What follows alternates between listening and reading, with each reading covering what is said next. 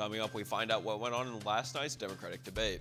And later, we discover if there's been an increase in University of Iowa's enrollment. I made it out of Ames alive just to give you this pregame show. We're talking the Cyhawk series in just a few minutes. Later in weather, I'll tell you this hate week forecast. All that and more coming up on this Friday morning edition of DITV. Don't go anywhere, DITV News starts right now.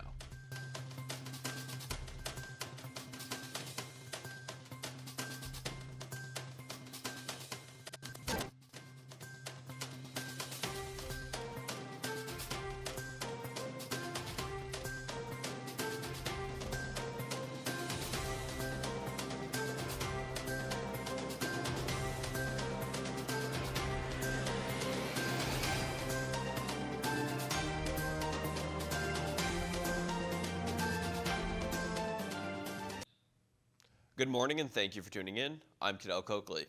Last night was the third Democratic debate, and we have Daily Iowan Ethics and Politics editor Sarah Watson in the newsroom with more. Sarah, what were some of the key takeaways from the debate? Yeah, so for the first time last night, we had all 10 top contenders in the Democratic presidential race up and debating and sparring against each other on policies such as healthcare, immigration, and gun reform. And some key takeaways that Iowans were really looking at were Joe Biden. People at his watch party really thought that he had sharpened his answers and had some good rebuttals to some of the different candidates who were talking to him about healthcare and on gun reform. Another takeaway was just that a lot of people think that there are a lot of strong contenders in this race and a lot of people who could make a good VP candidate. What stood out to Iowans in particular that you talked with?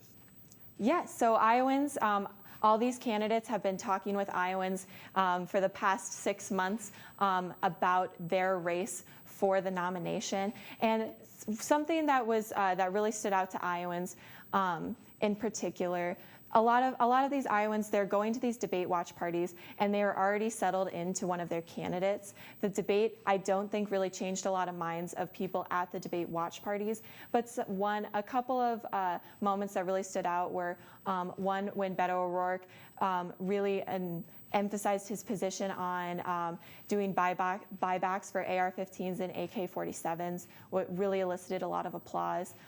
Some of Joe Biden's responses also, and Amy Klobuchar, Elizabeth Warren on some of their encouraging bipartisanship across the aisle also elicited a lot of responses from Iowans. There were some storms last night. Did that affect any political activities? Yeah, so some of the storms knocked out some TV feeds at some different watch parties. But of course, campaign organizers, resourceful enough, found laptops, phones, anything that they could continue watching the debate on. Thanks, Sarah. Iowa's public universities released their enrollment numbers, and the University of Iowa and the Iowa State increased their enrollments.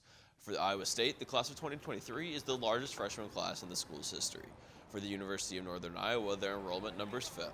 Meanwhile, at the University of Iowa, the class of 2023 enrollment numbers spiked, especially with incoming minority students. To find out more on this story, go to thedailyiowan.com.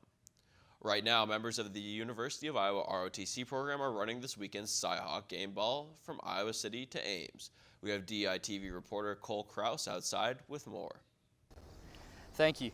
Today, the 32nd annual Game Ball Run is taking place between Iowa City and Ames. Originally slated as a fundraiser for veterans and deployed soldiers, the run now also fundraises for multiple sclerosis after a cadet was diagnosed. Cadets from Iowa's Mighty Hawkeye Battalion will run a total of 12 miles from Iowa City through Williamsburg, Marengo, and Belle Plaines before meeting Iowa State cadets in Tama and holding a pep rally there with Herky and kids in the local schools. Reporting from the University of Iowa, Cole Krause, DITV News. Thanks, Cole. You know, we have the big Cyhawk game coming up this weekend, but I wonder what the weather will be like for those of us who stay loyal to Iowa City. The forecast for this week calls for us beating state, but the forecast for this morning is a comfortable 64 degrees with sunny skies. Later this evening, it will be warming up to 71 degrees and it will be partly cloudy. Saturday will be a beautiful 82 degrees and sunny with a low of 66, but you don't have to worry about that because you'll be inside watching the game. Sunday will be partly cloudy with a high of 86 and a low of 67.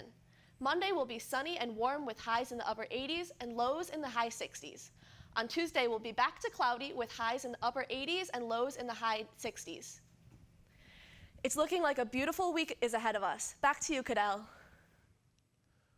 For this weekend's road game, the kid captain 7-year-old Sian Curry has been fighting a rare birth defect since he was 5 months old. Sian and his family have been loyal Hawkeye fans and are excited to be a part of the game this week. Well, it's Cy-Hawk week, and the Hawks, they're heading to Ames for what should be the best matchup of the week. But not all the Hawks are going to be there. Iowa's actually pretty banged up right now, and it's all in the secondary. Free safety Kevon Merriweather is out with a foot injury, cornerback Julius Brent is out with a knee injury, and cornerback Riley Moss is out with a leg injury. Lots of injuries there. And just to make matters worse, cornerback Matt Hankins is questionable for the game. But on the bright side, after going down with what looked to be a pretty rough injury against Rutgers, defensive back Geno Stone is available to play. Now, Iowa may not be as healthy as they want to be heading into Jack Trice, but you know what? They are ready. This is the most hype an Iowa State game has seen in years, and this team is ready for it. It's acknowledging that it's there, and then having a strategy to deal with it. Coach Ferentz does a great job at kind of laying everything out on the table to begin with, but then giving us great strategies to be able to handle it. It means a lot. It's arguably one of the best rivalries in college football, so I think everyone's really excited for that game. It's just another opportunity for our team to move forward and try to go out and compete in a really tough environment that's going to help us grow, so we're all looking forward to it. It's crazy at Ames. My first time was about, I think it was 4 years ago, going to Ames, and just walking to the stadium, you could see from the fans and the little kids just yelling at you that it was really going to be a hostile game. And this rivalry, that's when I first learned about it, because I'm not really from here, but I learned how big that rivalry was that day. And we have a lot of in-state guys on this team, and the best thing about this game is the guys in this building. Training with these guys, practicing with these guys, and being in a locker room with these guys, that's what's truly special to me. And that's what makes me emotional. That's what makes me tick. Well, you know what makes me emotional and makes me tick? Well, it's those technical difficulties and hearing how much Landon Paulson loves this game and loves this team. But the real question is what makes Iowa State tick? I'd say it's easily their quarterback, Brock Purdy, and the Iowa defense has a challenge ahead of them.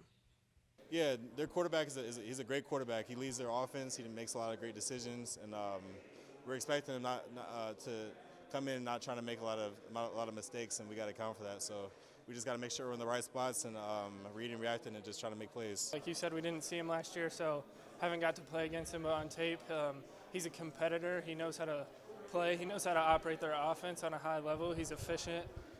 He can run, he can throw, so, it's going to be a challenge. You have to be disciplined and have some eyes on him, because he's not a burner, but if you let him go, he can get you down the field. So it's definitely going to be a task just keeping him contained this week. Now, Iowa's defense is preparing to contain Purdy. The offense is preparing to face a Big 12 defense that's really different from what they're used to seeing. Different look than most other defenses, so we're just going to try and play fast and be comfortable out there and do the best we can. Yeah, obviously a lot of experience. I think their front three guys have all started last year and have a lot of experience. And then their defense is kind of tailored to play in the Big 12, so they do a lot of different things as far as to stop running quarterbacks, but which we don't do a whole lot. So they can do some different things with specific guys to stop that run. So, they just do a lot of different things, in their secondary, as far as disguising coverages and stuff like that. Now, this is one of the best Iowa State teams that Iowa has faced in years, and it's all thanks to Matt Campbell. But even though he's done wonders for that program, he's never beaten Iowa, and I'm thinking this still isn't the year for him to do that. I don't trust Iowa State after it took them 3 overtimes to beat UNI, and I think that Iowa's D-line will get the job done. So I'm taking the Hawks, and I'm also taking me as the College Game Day picker. It's not too late to tweet the hashtag and get me on College Game Day Saturday morning. So unfortunately, that means I'm going to have to go back to Ames. So tune in Monday to see if I survived and how Iowa did. Cadell, back to you. That's all we have for you on this morning edition of DITV News. Be sure to head over to dailyiowan.com for all your latest news between Monday and Friday. If that isn't enough of the Daily Iowan for you, be sure to check out our print edition of the news on stands now. For DITV News, I'm Cadell Coakley. Have a great day, Iowa City.